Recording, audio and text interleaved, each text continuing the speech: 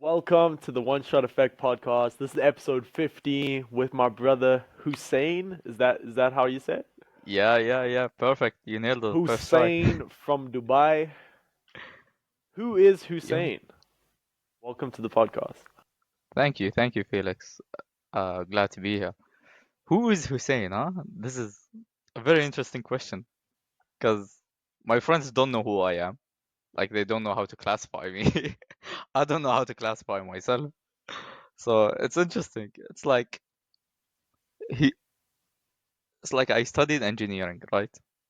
I graduated top of the class, and then I worked for like one of the biggest developers here in Dubai as an engineer. And then but at the same time it's like I'm going to the gym every single day, right? I'm running every single day. I went on marathons. I participated in like like national competitions, and then now I'm writing. It's like people don't know what I do. So a lot of people ask like, "What do you do?" I just tell them I do stuff, and it works. Like I don't know how to tell you, but yeah, I mean, it's interesting. It's like the way I like to call myself is like a polymath. Do you know like how Da Vinci is, where he's like this inventor, right? He's an engineer. He's a painter. He's an artist. Like all of these things at the same time. But who is Da Vinci? People know him as an artist, yes, for painting the Mona Lisa, for painting all of these paintings. But who is Da Vinci? Nobody knows. I might be the next Da Vinci. Who knows? How has your identity changed over the years? How old are you now? And like, what's been your journey from your childhood into school and like your interests? And like, yeah, how has it Mm, developed? Like, what do you identify as? And I think we got to be careful with all these labels. But I think it's, yeah, yeah, who we say we are is who we are. But I suppose that yeah, changes every day. yeah. I mean, I'm 22 now. I think I turned 23 in 2 weeks. Honestly, I'm not sure. I'm not good with dates, so I think it's 2 weeks. But like ever since I was a kid, right? I used to be called like this naturally smart, gifted, talented kid who was good at sports, got good grades without trying, had a lot of friends. Parents liked me for some reason. And then over the years, what people don't know is that they've built this like pressure that I have where I have to perform always. If I'm not the best, then my identity is because I base my identity on people's perceptions of me. If they said I was smart, then I was smart. If they said I was stupid, then I'm stupid. So I went like through a lot of um, let's say identity shifts or perspectives, or I had a lot of perspective in my life, especially when like I started going to university when I first went to uni. So it was the first time I was actually away from my parents. Ever since I was a kid, I would always stay like in my parents' house. I liked being around my parents, around my family. That's how I basically grew up. So when I first went to uni, it was almost 3 hours away, 2.5 hours away from my house, and I was in dorms. I was alone. I didn't have anyone, so I was like, nobody here knows me. So when they tell me like what do you do, saying like what are you? Like, are you an athlete? I was like, no, I'm not an athlete. I just study engineering. That's what I do. And then it's like, so it's from there where I had a lot of time to reflect on myself and basically realize what I want to do. And then, like, from the solitude that I had, I realized that I based my entire life on other people's opinions of me, and their opinions dictated how I lived my life. I didn't choose engineering because I was good at math. I chose engineering because that's what smart people did. So that's how I got into engineering and graduated and etc. But in my like final year, when I did my internship, I did it at one of the biggest developers in Dubai. And then I realized that, wait, holy shit, most of the people there are depressed. They're not depressed because the job sucks. No, they're depressed because all of them were smarter than me. All of these people had like crazy ambitions on what they wanted to do. But now they're like 40, mid 40s, and they hate their lives. I was like, there's no, this is me in the future, by the way. This is me in 20 years. I can't live my life like this. Like, I, I don't want to be like this. And then I was like, okay, there has to be another way. I need to actually know what I want to do in this life. And then that's where the polymath in me started to begin.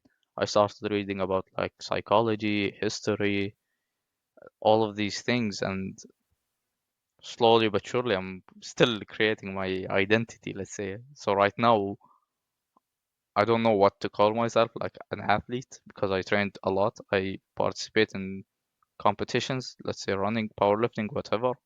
But I also have my own thing online. So yeah, it's interesting to see how your identity develops as you grow up. 100%. Where do you feel like you are now with your identity? Where am I now? That's a good question. It's like I'm not sure. I'm still trying to find what, let's say, like trying to see who I am in a way, as cringe as that may sound, but I know I have a lot of ambition. I know that I'm very hardworking, but what I do know is that, let's say, identity or what's not, is that I just want to help people. I like helping people. So that is the thing that I'm following right now. That is my North Star. Whatever allows me to help the most amount of people, that is what I'll do. If that is charity work, then it will be charity work. If that is writing, then it is writing. If that is something else, I don't know, a personal trainer, then it's a personal trainer. So right now, that is what I'm following. Awesome. So So yeah, do you think it's like a journey of following your intuition? absolutely, absolutely, because your thoughts, your ideas, your philosophy in life, let's say, it's not static. It's always changing. I mean, you sometimes read a book and then there's one chapter or one line that flips a switch in your head that makes you go like, wait, I've been living my entire life wrong. I was supposed to be something, but I did not because of other people, let's say, and what they told me, what was possible and what's not. So yeah, I don't think that perspective or identity is static. It's always changing. I mean, let's say a good example is Thomas Edison, right? He's most known for his inventions and the light bulb and electricity. But what most people don't know is that he later on started a cement company, a concrete company. But nobody knows that about him. So is he an inventor or is he a businessman, an entrepreneur that did concrete most of his life actually? So yeah, it's not something identity isn't something that's static. You're following your intuition basically, and that's how you live your life, I think. 100%. Yeah, I think so many people are like, I am my job and that's it. But I think, yeah, we definitely are so much more. And I definitely think, like, yeah, the more intelligent someone is, the more they can just pick up other things easy as well. What is your like thoughts on like mastering one skill or trying different things? Yeah, it's like so mastering one skill is always good if you want to make money, right? If that is your sole purpose, I want to make as much money as I want, then yeah, learn one skill, become the best at it, and nobody can compete with you. But if you want to live like a life of fulfillment, let's say, a life that is a life that has meaning, you need to learn many things at once. You can't, I mean, okay, like here's something about me, right? Yes, I quit my 9 to 5, but I went back to university. Now I'm doing my master's in environmental engineering. So a lot of people I see there, like the professors, their entire life is just engineering. Or that's all I'm gonna do, research and engineering. And to me, that feels like a very shallow life. Is your entire life based around engineering really? Like, is it not about your family? Like, isn't one of your goals to be the best parent that you can? Is, isn't it to be like the best husband that you can, a guy or the best type of man that you can become, and that helps people when they need you? Or is it just research? I want to build the best buildings. I want to build like whatever it is. It's like there's more to life than that. So yeah, if you want to live a life that has meaning, because after you're dead, nobody's gonna remember you, right? And if you want people to remember you for something that's good, you need to be known for many things. You need to know many things, and you need to be good at many things as well. It's not just one thing alone. So yeah, I mean, it's a bit philosophical, my route, but that's how I see things. 100%. And I think it's often one of the problems with, like, for example, medicine is like doctors get so like they have so much to learn that it's like Yeah, it's a tricky, like doctors, for example, is like it's difficult for a doctor to really know everything. yeah, And like for doctors to keep up to date with all the new information, I think yeah, it's really a difficult job. And I think exactly like doctors, engineers, a lot of people are very overworked that it's hard for them to kind of stay up to date with what's next. And it's like we have quite a tunnel vision. It's like, oh, I've studied the gut or the yeah, heart, and oh, the heart, this is what's wrong. But it's like maybe that's yeah, caused by something else. yeah.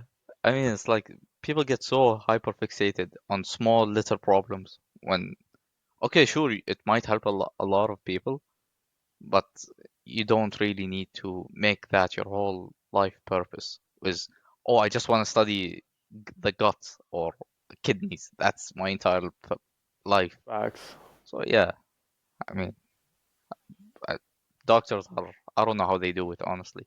I have a cousin who studies medicine, and every time I meet him, I'm like, there's no way I could do what you do, like study medicine. Holy shit.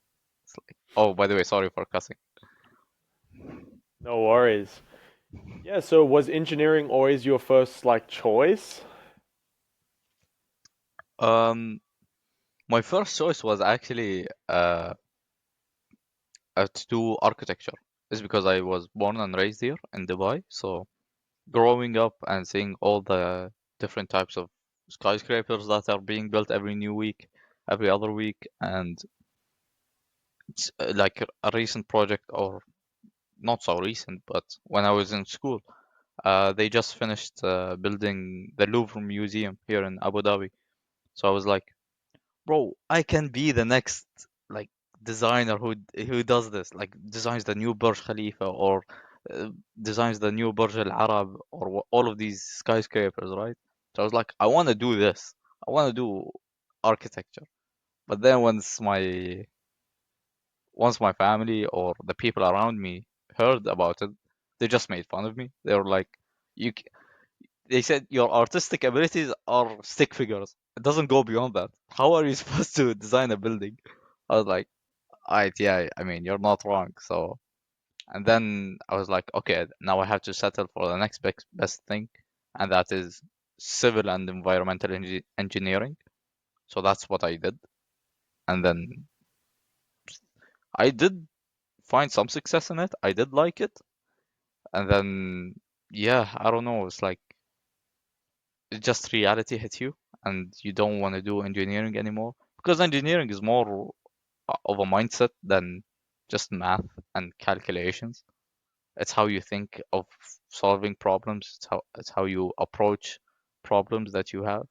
So that's like what I liked about engineering the most, and why I didn't choose something like marketing or sales, even though they're very good at you can study them, and they're very good to study.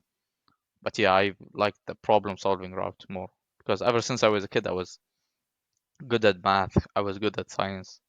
But yeah, so it was just a natural thing that happened. Yeah. And I often find like in my country at least with marketing, it's like the marketing degrees and courses are actually quite outdated. Like the best way to learn marketing is online using the internet. I don't know what your experience of like engineering and just Yeah, education is. yeah, absolutely. Like I think that's the problem with universities in general. Like it doesn't matter if you're going to Harvard, if you're going to whatever university. I mean, I went to the best university here in the UAE, and I studied engineering there, and it's supposed to be like top 200 ranked in the world, the engineering that we have. So you're gonna think that what you're gonna learn is the most updated information, but it's not. That is, universities are more like businesses right now. I see them as where they just want to make money, and you can see that with the tuition fees with of most countries, right? But yeah, I think like online is the best way to learn marketing, like these, let's say, digital skills, right? If you want to study IT, coding, marketing, whatever, online is the best way because these are people who are working in the field that are teaching you. They're not professors who used to work 20 years ago or 30 years ago and they're just teaching you now. So you're getting 30 years of lag, let's say. What they're saying is right. It's absolutely right. They're the fundamentals, yes. But if you go to work, they're gonna tell you you're not gonna see any of the information that they told you applicable or almost none. So you're starting to learn again from the scratch as if you didn't go to university. So it's like online courses, I think they're the future of education. And I think actually what will happen is that more professionals that are in the industry right now, they're gonna transition into online courses and they're gonna start teaching people. I think that if that happens, that is the new way of universities and the new way of education. 100%. Yeah, there's definitely so many online courses these days. But And they're way cheaper. It's like it's almost crazy that it's that much cheaper. true. Yeah, I mean, education. So they say we used to be in the information age, where like books were valuable and education, and only the elite could send their kids to universities. I mean, even like the university you went to, I'm sure it was quite expensive and like hard to get into. But eventually, Yeah. that kind of information starts to become accessible to everyone. So then Hmm. it's not the information age, we're in the attention age. And we need Exactly. people's attention. It's like all the information is out there, but it's like, what information do you give attention to? Yeah, absolutely. I think also that's one of the reasons why everyone feels so overwhelmed these days. It's because there's all this new information that they're soaking up every single second. It's also like with this productivity, I think, this obsession with productivity, where people want to schedule their day for and to get every last drop of productivity. Like there's no social media, there's no talking to friends unless I finish all of my goals that will take me like 12 hours of work every single. It's like just relax a bit, be more intentional. You don't need to work that much. You don't need to study that much. You just need to be more intentional with what you do, and you'll find like what you want, basically. The more intentional you are, the more progress you'll make compared to someone who's only studying and is doing all of these random things that don't have any attention, basically, right? So yeah, I think yeah, we're definitely in the intention age for sure. 100%. What has been your journey of like following your intuition and just like going against the grain and like listening to your decisions and not just doing what society wants? I mean, it's definitely hard at first. People don't understand what you're doing, th- and people don't understand what you're doing, and you don't want to tell everyone, right? And the few people that you tell, they're like, why are you doing it? You just left like a really well-paying job just to do this, and you're making like, let's say, 10% of what you used to make. It's like, it's dumb. Why are you like this? But you're not in it for the money. You're in it because it brings you the most amount of fulfillment, and you can still live off the money that you're making, right? But yeah, I mean, the beginning is always the hardest, is what they say. I think um, Alex Hormozy once said on a podcast where he said like there's always a phase where you can't relate to the people that you want to be like, and you can't, like, your friends can't relate to you, and you're not there yet to with the new people that you want to be like. Basically, it's something like that, and that's definitely where I am now. Is like it's in this uncertainty phase where every step you're taking, you're doubting yourself. Like, am I doing the right choice? Did I do the right choice by leaving my job? Did I do the right choice by, I don't know, writing online? Like, writing for me, if you told me I'm a writer like 5 years ago, I think I would think that you are a 50-year-old man living alone in a hut that is divorced, depressed, and hates the world. That is what I would have thought. But like right now, I was like, wait, what? There are online writers. They're making this much and they're having this much fun. So it's like, okay, now there are so pe people's perceptions. It needs to get updated. So yeah, I think it's definitely hard. The beginning phase is definitely hard. Maybe it's the same with you. Like you're doing this podcast and not a lot of people understand it. Why, right? Yeah, 100%. And I think it's also understanding, like, I don't necessarily understand it, but I don't need to. I just need to understand my next step. And it's like, with these podcasts, it's like, there's certain conversations that in the future I will have that I wouldn't have been able to have unless I started the podcast. It's the Yeah, same with, anything in life. Like I kind of said at the last podcast, is like, you can only see around the corner once you've gone around the corner, then you can see around the next corner. But it's like one thing at a time. But we love to yeah, complicate things and stress ourselves out because it's fun to think about things and it's less fun to do things, apparently. I don't know. It's a mindset, I guess. yeah. I think it's like it's a lot of what we are taught as kids, which is you need to plan every single step of the way that you want to take, but that's not life. I think so. This is like a funny quote that Mike Tyson once said is that everyone has a plan to beat me, but once they like feel the first punch I punch them, uh, that plan goes out of the window. And it's the same with life. It's like you can plan for 10 years. As soon as you start following the plan, at the first problem you'll encounter, your plan goes out of the window. That's it. You did not plan this. You did not expect this plan to happen or this problem to happen, and then boom, you start figuring things out on your own. I think that's a much better approach, like to do anything that you want. You don't need to know everything. You just need to know what you want to do next, and usually your life will turn out just fine. Where do you think most people get wrong? Like, why do you think most people aren't happy? I mean, maybe not most, but why do you think a lot of people aren't satisfied with where they are? Why aren't they satisfied with where they are? It's because I think one of the biggest problems is that it's just something we touched briefly about, which is they're always consuming new things, new information. Like with the internet, right? You can go on the internet, you can go onto social media, YouTube, whatever, and you see all of these people that are telling you this is the next big thing, whether it is in fashion, clothing, bags that you want to buy, whatever, shoes, sneakers, new businesses that you want to start. It's like you're always chasing the next big thing that other people have told you and not the one that you want to do, not the one that feels right for you. It's because you've always listened to what others have told you and never gave yourself a chance to think for yourself for once. Like it's probably even the people who choose what to do as their job. They probably did it just because of the money, not because they actually liked it. Or the And title and the like yeah, prestige and the status. Because money's not exactly. enough. Status is the Exactly. It's real most drug. true. I mean, a lot of people do it for status. I mean, bro, it's like I studied engineering, right?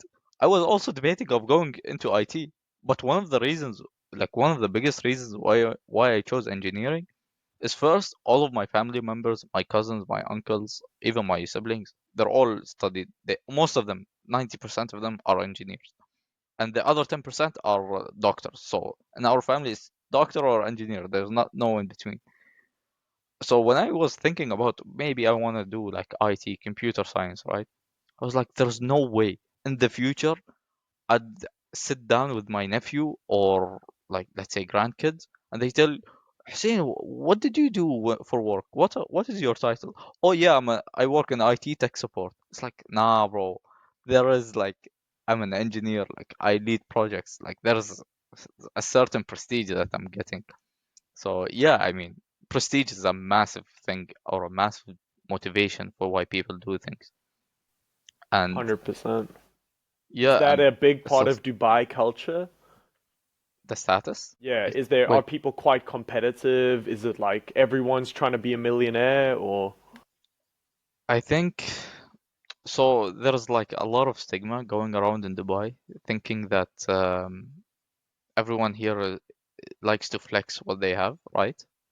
But Dubai wasn't like this, let's say 15 years ago. Nobody used to flex, at least the locals and the residents who lived here. Almost nobody used to flex how much they have, the cars that they drive, the watches that they wear. But like with time and with more people, let's say, I don't want to mention nationalities, right? But let's say like foreign millionaires that are coming here, or not, even some of them aren't even millionaires. Some of them are just like you and I. They come here into Dubai, they rent a Lamborghini for like $200 a day, and then they drive around like all of these fancy places, like look at my Lambo, whatever.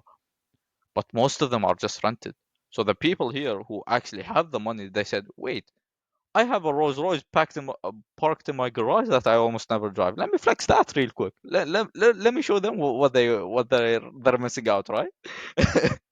So they started like driving these cars, started wearing designer or trying started showing off their designers, and then slowly it became like this um, status flex game.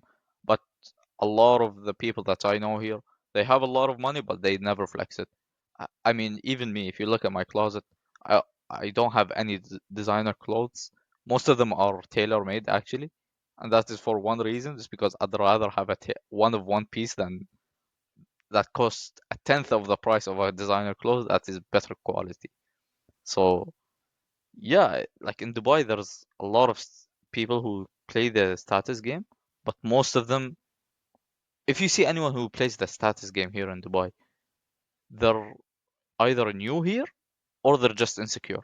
There's no in between because the guy who actually has the money, he doesn't flex it. He doesn't need to flex it. You'll just know that he has money by the way he walks, the way he enters the restaurants, the way he orders. You know he has money. So yeah, true? there's a lot of people who think Dubai is a flex game industry or a flex game city or whatever. I mean, I don't think so. I lived here my entire life, and yeah, I don't think that's like it's like so Dubai also did something which is to make it seem like it's a luxury city where you can have a lot of fun and entertainment, and it is a very fun place to live in. I mean, every day there's a new spot, a new indoor theme park that is bigger, better, and has whatever kind of food that you want, and it attracts those people, like the people who want materialistic things, the people who are living based of the way they get validation in their life is through materialistic things. The more design clothes they have, the better they are, or the better status they have, whatever. So yeah, I think yeah, it's just interesting to see Yeah, how how Dubai has evolved. Dubai been developing? Like how long have you been in Dubai and how has it changed?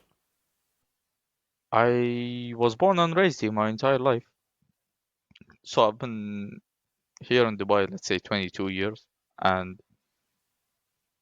I think the government of Dubai, also like the entire UAE, let's just not say Dubai because Dubai is only one state or one emirate, let's say. You also have Abu Dhabi and other emirates. All of let's say the governments, they all have like this futuristic vision that they have. I mean, 50 years ago we didn't have a single skyscraper, right? And then now you have the biggest or the tallest tower in the world or the tallest skyscraper, and you have like one of the biggest malls in the world. You have like all of these crazy achievements that the country made, and the way they did it is interesting. It's because the UAE is this country, this very small country, but it's like Singapore on steroids, let's say. Like also Singapore is crazy developed. It's crazy futuristic. I've actually been to And Singapore. That's really have you? sick. Yeah, just for like a day though. I went to the Apple store that was floating.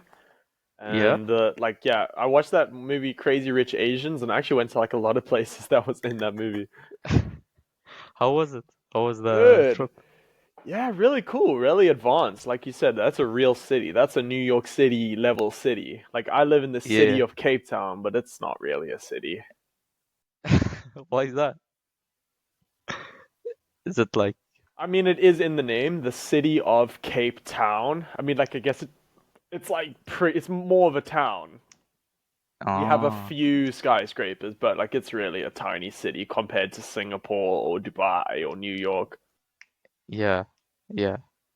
So yeah, I think it's like the government here really had a very futuristic way of thinking.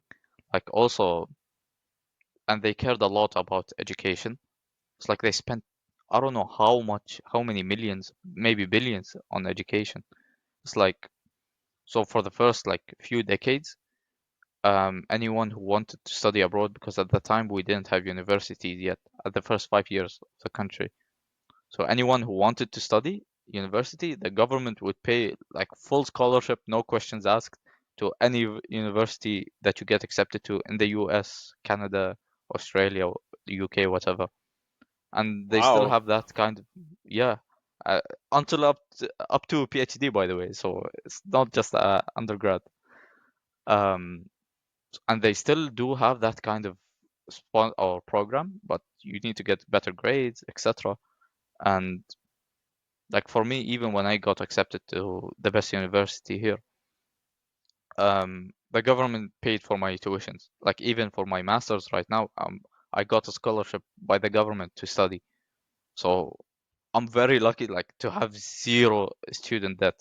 I know a lot of people struggle with student debt, but I'm lucky that I'm not one of them. And yeah, I mean, it just shows like in the people that you speak to here who studied here or who lived here their entire life, their mindset isn't materialistic, at least not that much.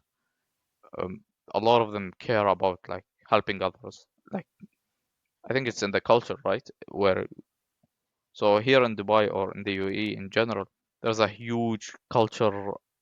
Uh, like I don't know how to say it, right? There's a very tra big tradition here is that everyone likes to brag with how generous they are.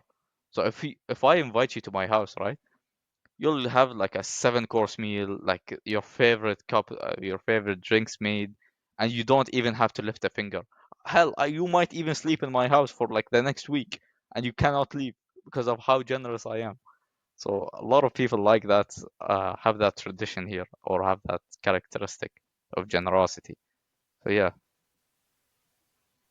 Yeah, I really think that's where the whole world needs to get. It needs to get to the point where it's like billionaires are flexing who can save more lives, who can build more schools. And yeah, we're getting there. y- I think, yeah, I think there's definitely a lot of that, but there could be more. And yeah, I think generosity is a beautiful thing. It's the whole point of abundance.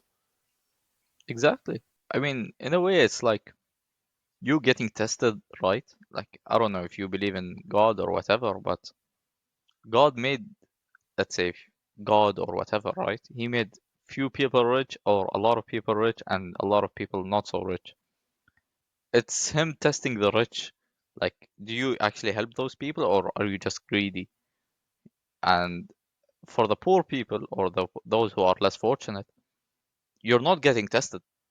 That's not a test. And it's very hard to be rich and be good because a lot of money corrupts people. So yeah, it's nice to see that like someone who has money but he still does good. So there's like a lot of hope whenever I see a guy who is wealthy and he's still good, let's say, or he still does a lot of charity work. I mean, even like my parents when I was a kid, they used to take me um like so I'm in a lucky position, like financially, right? I was born in a well-off financially or a family that is doing well financially. So I had the opportunity to, or my parents used to do a lot of charity work, and whenever they did, sometimes they would take me as a kid. and I would help out with them. And seeing how other families are less fortunate than you are, even when you have money, but you're still helping them, it it makes something like makes you think deeply and appreciate what you have. And that, okay, these are the people that I need to take care of, because if I have money, it's my responsibility to take care of them. S- Maybe they were in a less fortunate position where, I don't know, like their parents died when they were a kid, they're an orphan, or it's a guy with a disability or whatever. It's your responsibility to take care of the person next to you, because if I have your back and you have my back and we have each other's back, the society will function way better than if everyone tries to do his own thing. It's just, yeah, society is supposed to be a Facts. community. My brother is spitting facts. So yeah, it's interesting. Yeah, it reminds me of this quote: "The quickest way to happiness is learning to be selfless. Ask more questions, talk about yourself less." Yeah, yeah, I totally agree. It's like there is something. Do you think it's like an evolutionary thing that being selfless equals happiness? Or I think it's also, if we have to like go back to survival, let's say yeah, I have lots of bananas right now. These bananas are going to go off, right? That's why you need to yeah, sell them. That's why you kind of have grain banks, save for the rainy day. But I think one of the easiest ways to save for a rainy day is to be kind now and to like, hey, I'm giving you some food, and like, yeah, if you have food in abundance one day, hopefully like you give me too. But I think it's these unspoken contracts of, I mean, it's the whole, you look on social media, people are giving free information, and then they take your email, and then yeah, but they're giving us something free, and then people actually start to feel, oh, I should give them something. Maybe I'll pay for their $100 course because they gave me a free yeah, course. They gave me so many free YouTube videos. And I mean, that's just how sales work, and that's just how life works. It's like Gary Vee says, jab jab, right hook, or like yeah, give, ask. Some people see it as give, take, but it's not give, take. It's give, ask. And it's like the mm, ask can be small. It can be like, hey, here's a free product. Do you have a testimonial for me? It doesn't mean you have to buy it necessarily, or yeah, service. But yeah, yeah, I think, yeah, giving more definitely give ends up giving you more, but you shouldn't give just to get. You should give because it feels good to give, and you truly understand the importance and value of giving. Yeah. What's your thoughts? yeah. I mean, I think it's like an evolutionary thing where, let's say, you said something about bananas, but I want to go to like a more sophisticated and more civilized time where, let's say you're living in a tribe, right? And if you're not contributing to that tribe, they're not gonna take care of you. You have to take care of others for them to take care of you as well. If you're not gonna, I don't know, plant seeds or sow whatever, they're not gonna make your clothes. They're not gonna give you water, perhaps. So, and you might be cast out from your tribe, and then you're living all by yourself and probably will die, but because you're alone. So yeah, I think it somehow stayed in us, that feeling that we need to be selfless, and being selfless actually makes you happy, because I don't know, there's something about it when you're doing something good for someone else, it makes you feel good. It's like, wow, I just made someone's life better. I need to do that more. It's just nice to see. I don't know, maybe it makes us feel superior or something. I don't know. 100%. And I think, yeah, we got to be mindful of like, is this beneficial to them, or is this beneficial to us, or is it mutually beneficial? And I Yeah, think it's also just like, being empathetic. It's like, to me, there's a difference between like giving a homeless man food, like just giving it, like throwing it out the window, is a very different kind of thing versus like asking, like, hey man, are you hungry? Like, you should never assume that someone needs something. yeah, I don't know. yeah, You should always kind of give people the option, and that's giving power. But you're not giving mm, power if you're just deciding for people. What people really want is power, freedom, the ability to choose, but we have to give them, not have to, but it's a beautiful thing to give people, to empower others, to give people that freedom. And freedom is, I think, is often something you show people. People don't even know. How I do you show that? How do you show freedom? suppose education, options, Mm, perspective. I mean, even your work, like you must, like there's probably quite a few engineers who would have never thought that that was a career change they could do, but now they see you doing it and they're like, well, I guess maybe I could do it too. yeah, probably. Yeah, leading by example is a very good way of showing them, let's say, giving them an option or a choice of freedom, I think. So yeah, I think, yeah, you nailed it. I never thought of freedom as something that you give people actually. But yeah, you changed or you gave me an idea about something. It's interesting. Yeah. What has been the most life-changing experiences? Like you mentioned books and like so how that has like been pivotal moments for you, but that what have all the pivotal moments in your life? The light switch moments. So I'll give you like one that is recent. It was almost, it's not so recent. It's like 12 months ago. It's when I made my first online dollar. That was the most pivotal, or it flicked a switch in my head. It's because before that I only made money because I was doing something for someone else. It's not because someone paid me for the knowledge I have or for something I did, right? So, like when you work in a corporate job or whatever, you know, by the end of every month you're gonna get your salary or your income. But when you're working for yourself, you don't know when you're gonna make it. You're always doubting yourself. And when I made that first sale, it was something like pathetic. It was like $20, but that $20 tasted so good. I was in the gym. I was squatting. I hated my day that I was hating the gym that day. I hate doing legs. So when I made that sale, oh my God, I was over the moon. I was like, that's it. I know I can do this full time. And then like fast forward a few months, now I'm making like a decent income from it. Yes, sometimes it's like variable or it goes through dips and bumps or whatever. But yeah, it's like making that first sale. I don't know, it flips like a switch in your head that you can do this seriously. Like we always see people telling you, oh, you can make money online, you can sell courses, you can do services for other companies, but you never know what it feels like until you make it. Like until you make one sale. Once $1 is all it takes for you to know that this is real, that you haven't been sold on a dream. So yeah, it's like it's very,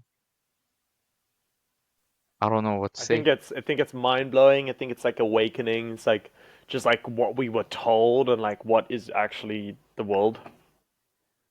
Yeah, yeah. I mean, we're told by, let's say, people older than us that what the world is, right? Like how the world operates, but the world changed from their generation to our generation. It's not what they said isn't entirely true, but it's also not entirely false. So yeah, I think that works as well. It's very it's very interesting to see how like how the world changes through time. I think that's one of the I can't this is a bit bad, like it sounds bad, but I can't wait to grow up and see how the world would look like in 40 years. It's like, will I still be in a fixed mindset, or will I be updated with the new technology, with the news? Because we know people who are, let's say, 60, 70, who don't know how to use a phone. And for us, it's like, it's second nature. You don't have to think about it. So yeah, I'm very interested to see how that Yeah, works. what are your predictions for the future? I definitely think humans integrate more and more technology and it becomes Do you know about I don't know if you saw Black Mirror where they have like this eye where they have all of their memories like stored, right? So it's like I knew someone who had a chip installed right here in their hand, and it had all of their information, right? Like their bank details. If they wanted to pay anything with a card, with a credit card, they'd pay it with their hands. They'd open their car with their hands, like they don't need a key. So I think we're already there. I don't know how it will look like in the future. Maybe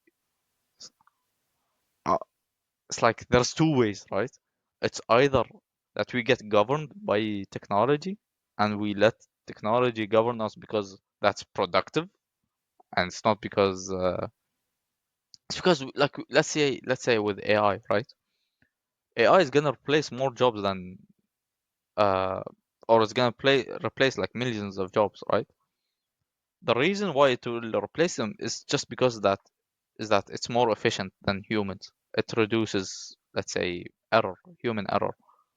So, like in the future, I don't know how humans will live like. Like I actually don't know. Maybe we'll have like a second AI brain just to compete. I don't know how it will look like. Maybe we'll have like that eye chip that was in Black Mirror. Maybe I don't know. Maybe we don't need to have like phones that are this thick. Maybe it's just like a phone with a very small battery, but you have like wireless charging that is like Wi-Fi, right? And then everywhere you go, there's like chargers for your phone, and your phone never dies. Like I don't know how it will look like, honestly. I'm very excited though. Yeah, it's an exciting world, bro. What was your? So you said you knew someone who once got a chip in their hand. What did that chip do? Um, it was like an event here in Dubai. They got like major companies, right? Like even the ruler of Dubai was attending there. And one company said, we want two people like to test our product. Like we already tested it, but we want two people to install it right now. And that person was one of them. And they installed it right here. They could barely feel it, by the way. And they had their car keys inside of it. They had their bank cards inside of it. They had like their IDs as well. It's like some of the personal information they had. And whenever they wanted to buy something, like every single cashier would go crazy. It's like, how did you pay with your hand? Like it does not make sense. And then they would know like, oh, this person has a chip right here. So yeah, it's very crazy to think that one small chip could have all of that information about you and can make your life that much easier. Wait, but like what all was it doing? Was it pretty much just like a bank chip or? I mean, you could store any type of information you want, and I think they had like an app that you could check, or you can swap information inside of it. So um, let's say you have a flight ticket or something. I don't know, anything that requires technology. Let's say, I mean, some houses they have like smart locks, right? And you need to open it if you put let's say a password or on a keypad or something. You can just put your hand on that keypad or on that touch screen or whatever, and it will unlock your house for you. So it's like it has personal information or any type of information that you want. You can customize it to whatever you want. I mean, that person had his car keys uh on or like the password to his car on his hand. So whenever he would go to his car, he wouldn't take his car keys with him. It's just his hand. It does all the things for him. That is So yeah. pretty next level, bro. What are some So other it's cool technology you've seen, especially in Dubai or just maybe online? there was so about the phone thing and the battery, there was a company that tried to build a wireless charger that's like Wi-Fi, right? So you install many of these chargers around your house, and they would charge your electronics wirelessly instead of like the pseudo wireless chargers where it's like you have to put your phone on a certain place so it starts charging. No, it's that you can go around the house, it will charge your phone automatically. But I don't know what happened to it. I think they discovered a problem that it was too hard because something about electricity is that, let's say you are 10 meters away from the charger, it's it will be 100 times weaker, the charging rate. So they don't know how to overcome that problem and how many. If you live in a big house, you need so many that like just to have decent charging speeds. So I don't know what happened to that company. I think it went bankrupt or they stopped or something. I'm not sure. But maybe in the future we'll have something crazy like that, and we don't have to carry around the I wires mean, I everywhere. got a cool wireless charger on my phone. Oh shit! That, It's yeah. the So instead of so, but at the yeah, so yeah, I can just like charge this and then put that on my phone, which is mm, sick. But yeah, it'll I be need to interesting get to one of see those. how tech evolves. I mean, the thing I'm probably most excited for is the Apple VR, but more to see how that evolves. And then I Yeah, really like the Ray-Ban glasses, the Meta glasses. bro, I get these videos every single day about people walking in the city and they have these Ray-Ban glasses, and it makes me want to buy one. Oh, I want Just to get one, and I also want to get an Aura ring. You should check out the Aura ring. oh, isn't it the one that tracks like fitness and health stuff? Yes, sir. Or yeah, bro, there's so many cool like fitness things, like even the Whoop watch or whatever, the Whoop strap. That's Yeah. also something I wanna get. Like there's so much cool stuff out there. I don't know how these companies do it. Like, do they have just people sitting there and thinking of new ideas? Like, you know what? We need we need Well, cameras and glasses. yeah, I guess people are paid to invent things. Or they invent them themselves, right? I've never seen that type of job label. Get paid to think. I mean, I'd love to. Maybe one day. But yeah, Aura Ring. I need to get it. How much is it? I think like Damn. $300. They do look clean though. Yeah.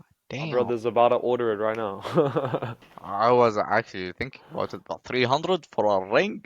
Like, come on. That's fine. I might get one in a bit. Maybe after this podcast, I might go ahead and buy one because I don't have any jewelry on, so Fair. it might be like a jewelry piece. Do That's you I don't know. think about raising kids and legacy? Absolutely. If my kid does not become the next billionaire and I don't know, make the family name even better, then I don't want him. No, I'm joking. It's like, nah, my kids have to be like crazy fit. I'll turn them into mini me's. Ever since they're a kid, like 3 years old, they're gonna start boxing classes like I did. So when I was a kid, my dad would take me into kickboxing classes. I was doing it until I got into fifth grade. I stopped because I was getting into too many fights in school. So, like, even the principal once called my dad. He was like, "Your son needs to stop fighting. This guy is punching kids like professionally. He needs to stop. He needs to stop." So, yeah, I mean, I definitely want to raise kids. I don't know how I'll raise them though. It's very hard. Like to think with everything that's going on, right? Like with how easy it is to access everything, right? It's very hard to raise kids the right way, let's say, um, to make sure that they don't do drugs, to make sure that they carry the same values that you do, or they ca they have good values in general. It's very hard to raise kids that way, I think. But yeah, I definitely want to have kids. I think kids are the most like I don't know. So there's something about kids that's so inspiring. Like the way they see the world, like whatever you tell them, they think it's possible. I think that is just so inspiring and so motivating to see and to have a kid that I don't know. It's very interesting. Like I do want to have kids, like, as many kids as I could, honestly. As long as they don't drive me crazy, I'll have as many as I want. Yeah, some people kind of believe the more kids you have, especially like women, it's like, I mean, it's quite a mental toll to have like if you have like 7 kids or like 7+ kids, like it's just you sacrifice so much of your own life for these kids that Yeah, yeah, I mean, it's a sacrifice, but I suppose it can be a worthwhile one. I mean, the thing with kids, it's interesting, right? It's like you giving up your life for someone else's. And I don't think there's any noble or any cause that is more noble than that, is to teach a kid how to live their life the best way they can, and to make the world a better place. Let's say that. It's like there's something so pure in that parent to child relationship that is just amazing. And I think, so, like a few days ago, I spoke to a woman, um, and she was saying something like, I have a very strong urge between starting my own business and helping as many people as I can, and just stay at home wife and have as many kids as I can and just raising them. I told her, I think like raising a kid will bring you more fulfillment and more joy than doing any type of business, because there's like something about it that is your kid, that came out of you. You created that child, and yeah, it's very pure. I don't know, what's your thoughts Facts. about kids? Like, do you want to have Yeah, kids I one day? think there's definitely like a deep healing that happens when a person has kids and a reshifting of priorities and a really a selfishness that dissolves when you really realize that every single action that you take now affects another life in a very deep way. Yeah, for sure, for sure. It's like even when you get mad at them, it has consequences, very strong consequences. That's interesting. And I think learning, like, why are you getting mad at them? Like, why is that triggering you? Yeah, there's there's a guy who had a kid earlier this year, and after a few months, he said something about uh, it's interesting to see how families grow so much once they have a kid. Like even though it's only been 3 months, everyone learned about like became a better person, from the father to the mother to the kid itself. Like he said, everyone learned so much. I don't know how that feels. Like I'm not a parent myself, but he knows. Maybe one day I'll understand what he means by it. But yeah, I mean, it's crazy. Wait, by the way, I think the Aura Ring, they have like a monthly subscription. It's like $6 a Dude, month. how insane is that? You buy a $300 ring and then you pay a subscription. Is it 300, bro? I couldn't find it. I couldn't find the price of it. I don't know. Oh yeah, it is 300. Never mind. I'm good. I'm good with my. I don't know. There's no way. But yeah, I mean, it's interesting to see like how everything changes. There's so much to life than just money, I feel like. What are your It's like main passions and interests? learning. I like to learn a lot, and not just about one topic. I like to learn about a lot of things. It's like self-development, philosophy, history, um, let's say even business. You can learn a lot about business through, or you can learn a lot about yourself through business. Because to me, it's like business is the next step, or the next logical step to self-improvement. Because after you help yourself, you help others, right? So that is part of self-improvement to you. And being as fit as possible is something that I'm very interested in.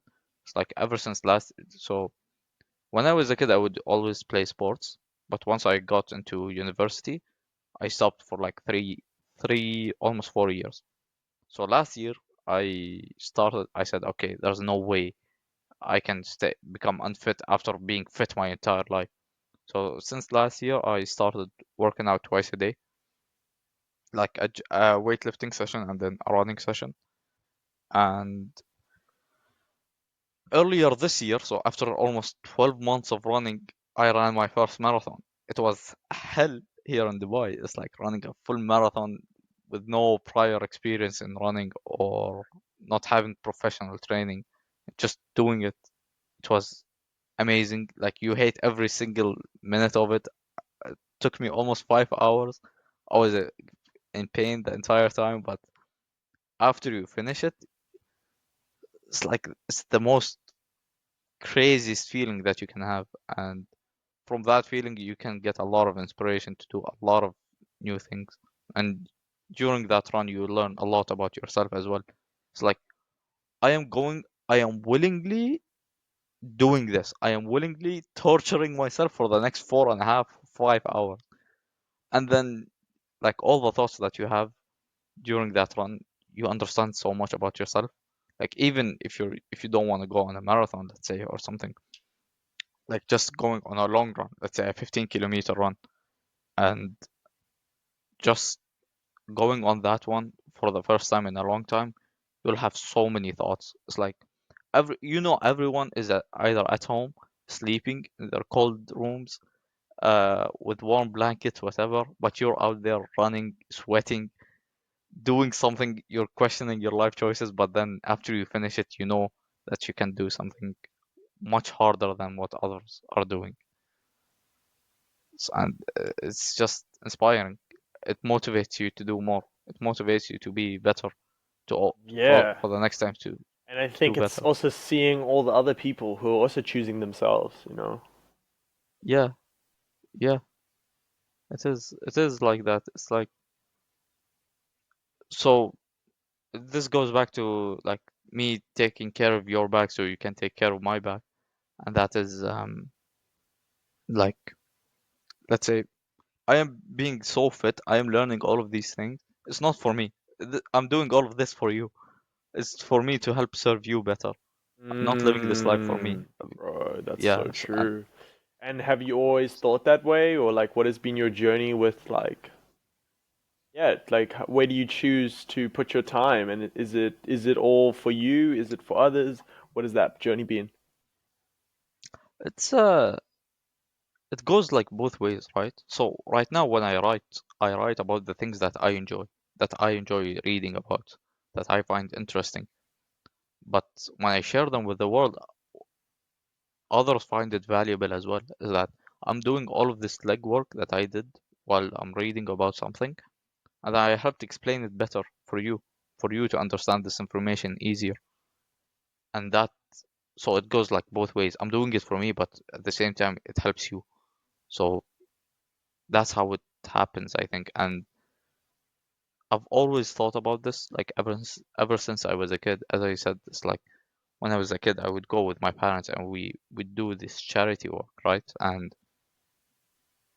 since ever since I was a kid, I was like, okay, when I grow up, I want to be rich. I want to have my own company for one reason, is to help these people, is to help employ these people who are, let's say, who have a low paying job or they're struggling to pay rent or whatever. I want to help employ them and pay them good, well. And then after I discovered writing, I discovered that, okay, I don't need to have a billion-dollar company to do this. I can just I can write online. I can help people learn skills or learn anything that helps them with their job. And sometimes I get paid by it. Some other times it's just free content. Sometimes it's paid content. Sometimes it's coaching. But yeah, it's like with the internet, it's like it democratized learning, democratized knowledge, money, etc. And the job market, I think even more so back in the day, it was who you knew, because how would you even find out about a job unless you knew someone? Exactly. Yeah, yeah. And it's like right now with the internet, it's like it's crazy. You don't need to rely on someone else to make money. You can rely on yourself. You can bet on yourself consistently and win consistently. And if nobody's gonna get you a job, you can just create your own job by working for yourself, by writing online or doing marketing for other people. I mean, so this is like a funny part is like earlier this year, one of my friends, he asked me to do the marketing for his company. Even though he never knew I wrote online, even though he knows that I don't know anything about marketing, or at least that's what he thought he knew, because he just knew me as a guy who studied engineering. But when he asked me to do his marketing, I was like, okay, chill, I'll do it for you. And I did a good job at it. And it was surprising because I don't know how he thought that I knew marketing, but maybe it's just because the way I speak, the way I approach the world, the way I see things. He thought maybe this guy knows how what he'll do. So yeah, I think it's like with the internet you can do the possibilities are limitless. It's as what you can imagine, you can probably bring it to life with the internet. Especially now with the AI, it's even scarier. It's like there's literally nothing that you can't do except fly. I don't know what's your take on it, but Facts, very bro. interested to see. Yeah, the internet definitely, exactly. It gives freedom, it gives options. And I think that's all people really desire. People think they want the money and the status, but I think money Hmm. and status, if you sell location freedom and if you sell time freedom, is it worth it? And it's a sacrifice, right? Even being a lecturer.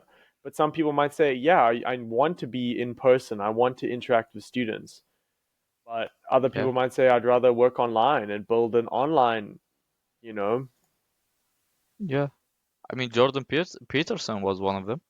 True. Like I mean, okay, sure, he had a lot of problems with his university, but um, he started an online university where he got his own lecturers and he's teaching like online lectures.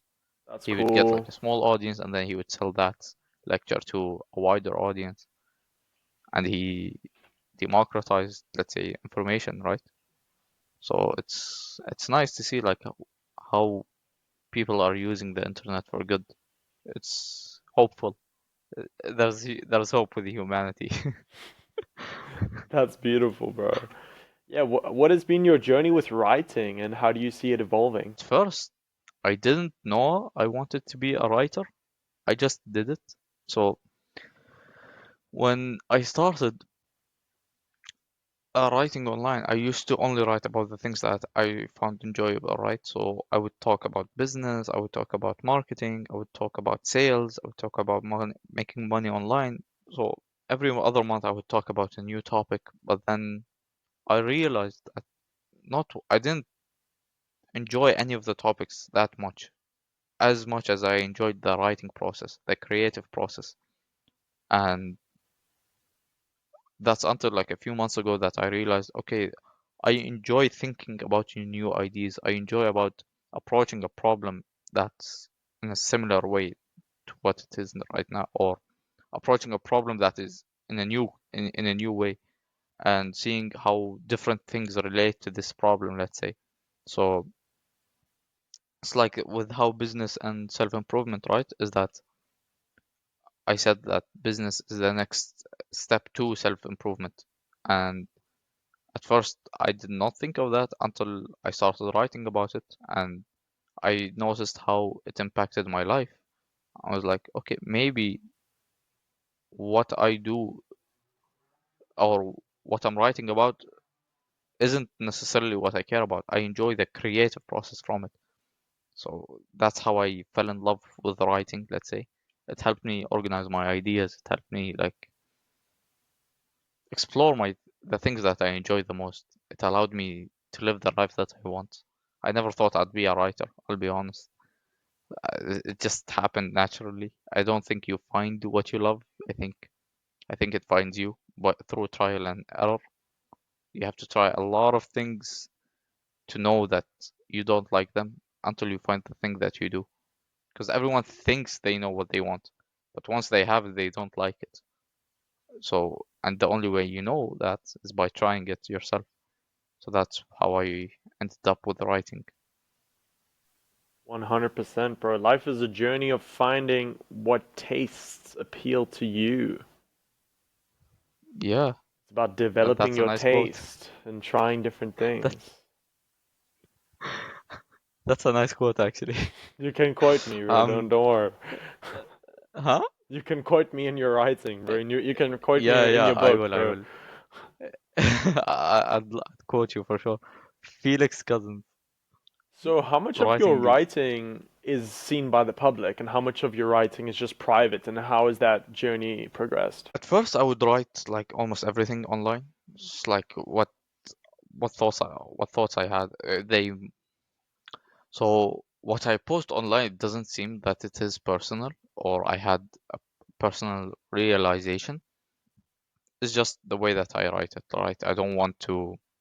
be too personal and tell people what's going on with my life, because I believe private life should stay private and your public life should stay public. And a lot of the thoughts that I have is I write them down, but when I post them, it comes off differently. It does not come off as something that, let's say, I'm struggling with overthinking, right? I would write down everything on my phone or on my computer, like what I'm thinking about, what's the problem, etc., and then try to dissect the problem, right? But then when I go ahead and post it online, it's not directly speaking about me and what I felt like, or if I had someone passing away or pass away, and I would write about it. But then when I write something online, it's a completely different topic that was inspired by it. So I'd say what people see online is like 20 to 30% of what I write and what I think about. I have a lot of ideas on my Notion page that is almost will never see the light of day. That's simply how I do things. I don't think everything you write should be posted. Some things should stay private. So 100%, yeah, bro. it's I don't know. Do you write yourself? Like, I recently started an email list, and I'd say I sometimes write Instagram captions, and Twitter, I guess, but not too much. It's definitely something I'm learning more about.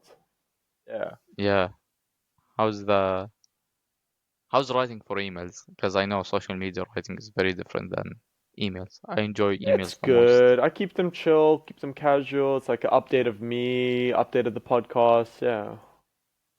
Yeah, yeah, that's nice. I usually like to keep emails more personal than social media. It just makes more sense, right? Email feels like more of a one-to-one conversation than social media. Social media, you're writing to True. all of these millions of people, Likes, but with email, comments, shares, blah blah blah. yeah, there's so much going around on social media. I think writing email is probably one of the most things that I have fun writing. So it's like on Twitter, right? You write tweets, threads, you have long forms. But with emails, it's like it's special. There's something special about emails. It's really nice. You're not competing with attention like everyone else on Twitter. So yeah, I think emails is definitely one of my favorite ways to write. It's different. Yeah, it's new. True. How did you how do you recommend someone getting into writing online? And how does one make money writing? Does one start writing online? I think you start by doing, first of all. You don't plan it, you just do it, right? So this is advice I'd give myself, right? Start writing. It doesn't matter if it's bad. Your first attempt or first few months, they will suck. Write about the things that you enjoy, because writing is energy transfer and it's image transfer. So one of the problems is that why we have so many miscommunications and so many problems is because I can't express what I'm thinking or what I'm seeing in my head to you. If, I mean, it's like if I say the sky is blue, is it dark blue? Is it light blue? Is it what type of blue? In your head you're thinking of something different. So writing is energy transfer, it's image sharing. If you're writing about something that you hate or something that you find boring, your readers will know that it was boring for you to write because it will show in your writing, right? So you write about the things that you enjoy. Um, write about the things that you enjoy. Have fun. Talk to other people. This is very important. You need to talk to other people because if you're only consumed in your own world, you like some people wouldn't enjoy what you write about, and that's fine. You not It's like your way of viewing the world may not be completely right, and getting feedback from other people is how you make it right. Um, making money is a different approach. Now we're talking about business. So, like with business, it's like you need an offer, you need traffic, you need to have something to sell, and then you need people who want to buy. Your writing is how you attract people is how you generate traffic. But when it comes to offer, that is, it's like you need to know what your audience wants. You can tell them like your journey, right? You can tell them about the problems that you had, and the problems that you had might be similar to theirs. You can tell them like, look, I had the same problems as you. This is how I solved it. If you want to solve it yourself, because it will help you live a better life, it will help you get into better shape, it will help beat your overthinking, your social anxiety, whatever. You can buy this, or you can pay me, I'll teach you yourself. And then that's how you make money, right? So, and a lot of people made like, or have built really strong businesses from this model, which is by writing online and then selling the solutions that they have for their own problems, let's say, or solutions that people have, or problems that people have. So yeah, it's very interesting because to see is that writing is that it's a way of creative outlet, but it's also a way to enter into the business world. I think it's one of the lowest barrier to entry. So if you are a person who wants to start a business but don't know what to start with writing, get good at it, learn marketing, learn human psychology, learn human nature, because writing will teach you to become a great writer, to make money off of writing. You need to know all of these things. And it's like once you start making money, you'll start to realize that money is not the answer to things. It's like I don't know how to explain it, but writing opens it changed my life so much that I don't know how to put it into words. Like that's how I can say it. So writing is the barrier to enter the business world without putting any risk because you're writing about the things that you love. You're not doing anything else, right? So and then one day you might be able to sell something and make money off of it. So it's literally a win-win situation. You learn about the things that you love better because the teacher learns the most, and then you might get paid by it. So why not write online now? I don't see a reason why not to. Facts. If you're watching this, write online, grow your brand. And is it about growing your brand and like your presence? How important is a I don't follower think to it's you? sorry. How What important is like gaining a following or like how important are the numbers or is it about the quality? the people who care about the numbers are like influencers, right?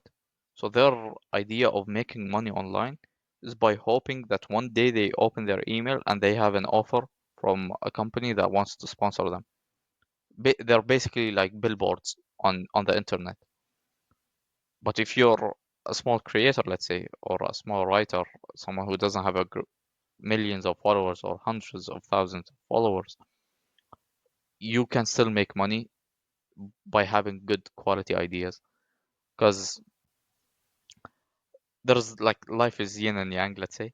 Um, as more generic content that is being pushed out on TikTok, Instagram, and seeing all of these, I don't know what to say, like low quality videos, right? They only care about making other people laugh and make having fun. There will be a rise in more serious creators as well, who are there like to build a business, let's say, to solve problems, whatever it is. So no, you don't need a large following to make money. Let's say that. Because I started making a few $1,000s even when I had like 500 followers. It's just because people liked what I wrote and they wanted to do the same. They said, Hussein, we like the way that you write. We like the way that you approach your personal brand, let's say. And I always said that personal branding shouldn't be about numbers. It doesn't matter about growing your brand. Nobody cares about it except you. Except you as the creator, you're the only person who cares about how fast they're growing. So yeah, it's like people liked how I approached it and they started paying me and then I made a few thousand. So yeah, it's not about how many followers you have to make a lot of money. It's about the quality that you have. So yeah, that's what I think about that topic. I don't know how you think about it. Maybe it's like the more people that are viewing my podcast, let's say, will because I know a lot of podcasts, right? The way they make money is by getting sponsorships, which makes sense, and that's like or It's through the AdSense or billboard ad thing that you revenue. were saying all over again. Yeah, and some of them would make it through AdSense. That is their entire monetization strategy. But then you become like at the mercy of the algorithm, let's say, or at the mercy of the platform. So yeah, that's like interesting to see how different viewpoints. I know a lot of people would disagree, and they say no, followers do matter, but I don't think they do. Yeah, I think that was really wise what you were saying, man. Yeah, the only person who cares about followers is the creator themselves. That's very true.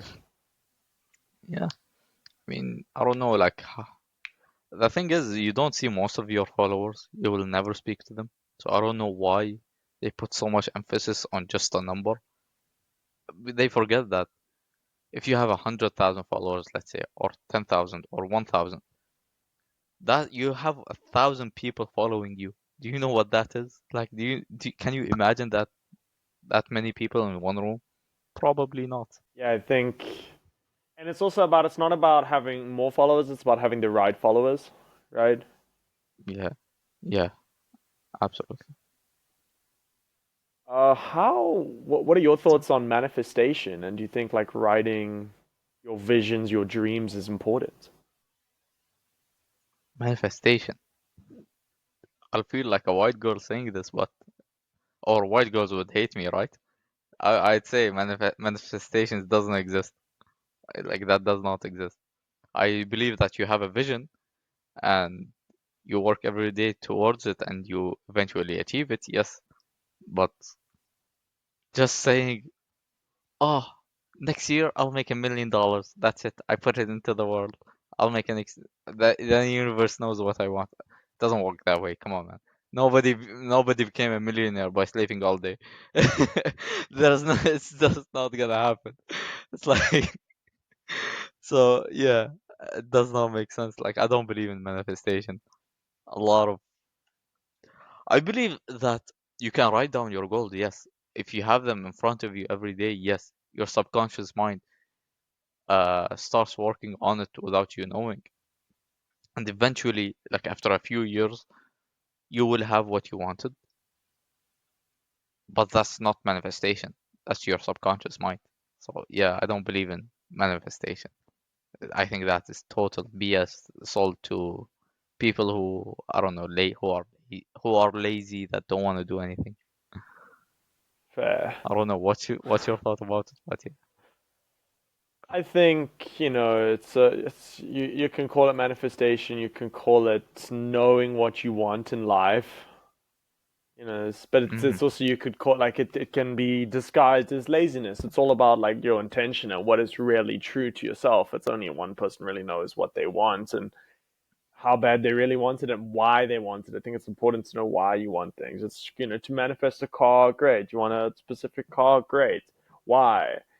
And like, do you really want it, or do you just want it because you think other people will be impressed? Yeah, a lot of what people do is for other people. It's like I forgot who was the comedian who said it. He said something, we buy things we don't like to impress, or we buy things we don't want to impress people we don't like with money we don't have. I think that's like a lot of what manifestation is, and a lot of what people do with manifestation or goal setting, let's say, is for others, not for themselves. 100%. What would you say your healthiest and unhealthiest habits are? My training, the way I train, it's a very unhealthy way, I'd say. It's like I train 2 times a day, 5 days a week. So that is like what, 10 training sessions, maybe. So, and every single time I'm in the gym, I'm trying to hit new PRs. And then every week I try to run anywhere between 40 to 50 kilometers. Anyone with like some sane or some brain would tell you you can't do that every single day for years and not have a good diet. You don't know how to sleep properly, you don't know how to recover properly. And I still do it. I don't know any of those things. I just do it. And that is, I think, like everyone around me says what you're doing is not right. But I don't care, honestly. I just do it because it's fun. And Do so, you and stretch? yeah, I do. Stretching is one of the things. So that might be one of the best habits I have is that I stretch before and after every single run, before and after every single training session. But yeah, 100%. I don't do any of the cold plunges, let's say, or 2 hours before you sleep, you shouldn't have any blue light. I don't have that. I think, I think like one of the best habits that I've been developing recently is not to have any caffeine like 12 hours before I sleep. That helped me a lot with my sleep. So like maybe you dealt with this before as well, is when you wake up every single day, you're you feel tired. You don't feel like refreshed, right? Turns out a big factor of that is because you drank caffeine 12 hours before you slept, and that affected your sleep.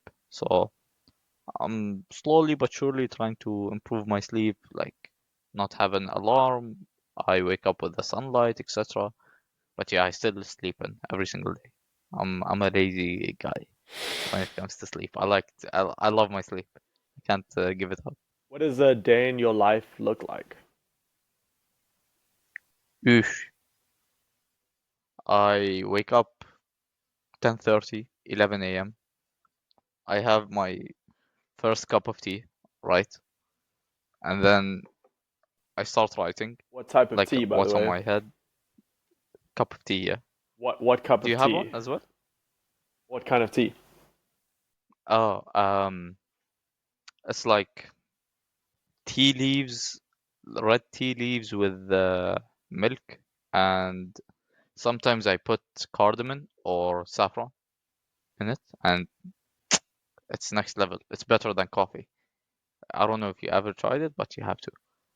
And then after like a few hours, or yeah, I start writing for a few hours. Sometimes I work on my research, like with the professor that I have.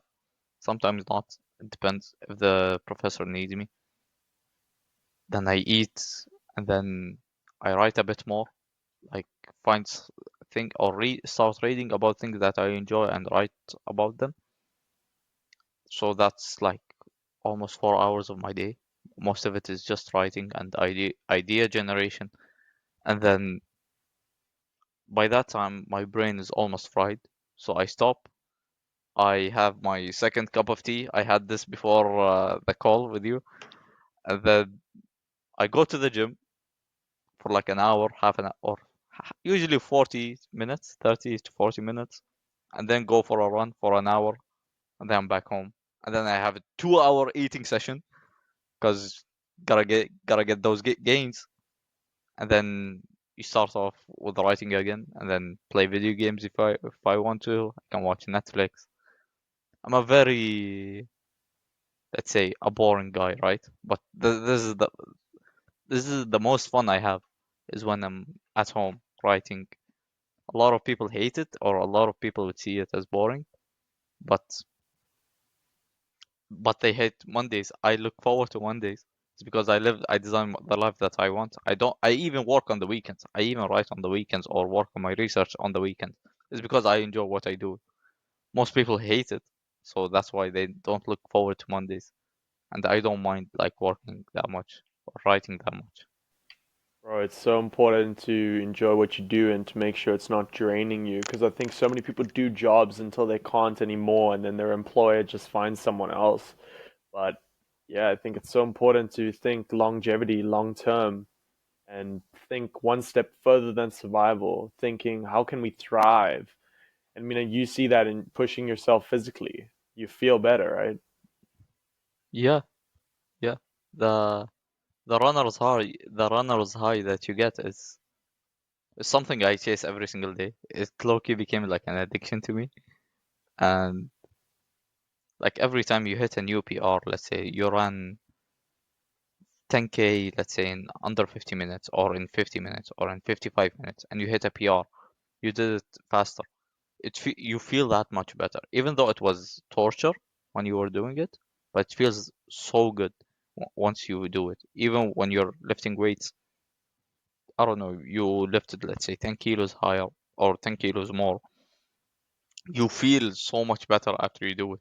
It's like that. This is real progress that I'm seeing. It's not like with writing when most of my writing feels like I'm posting into the void, but or most people don't see it. But that pushes you. That keeps you grounded, let's say. So yeah, I think that is like very interesting to see. Yeah, what are your favorite foods and your favorite video games? And then, yeah, we can pretty much end the podcast unless there's anything you still want to talk about. Yeah, I think that's a good place like to end it. I think we covered a lot, right? And a favorite food. I don't know. I don't have a favorite food. I'm not a food person. I was always the skinny kid, but I would eat like whatever I want, right?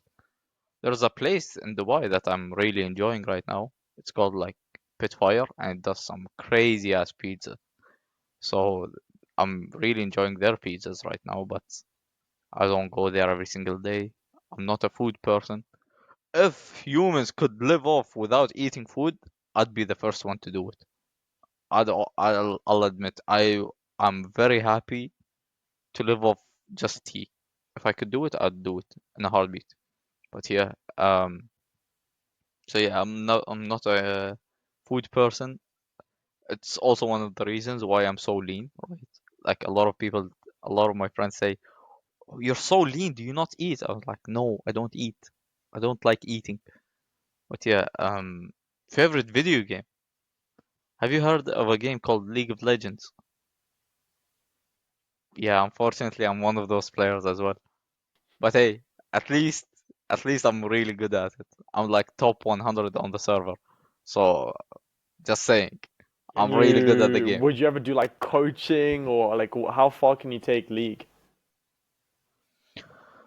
Uh, I coach my friends. I do it free of charge. Maybe I should charge them honestly, because there's if I'm gonna do it, so why not, right? But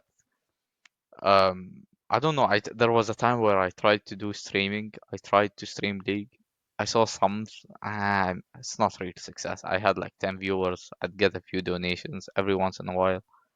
But yeah, I mean the game I've been playing it for the past almost 9 years. Can you imagine that? Playing the same video game for 9 years. Like god damn. But yeah, I mean, it sounds like it becomes a bit of a like part of your life, a habit, a coping mechanism, a safe place.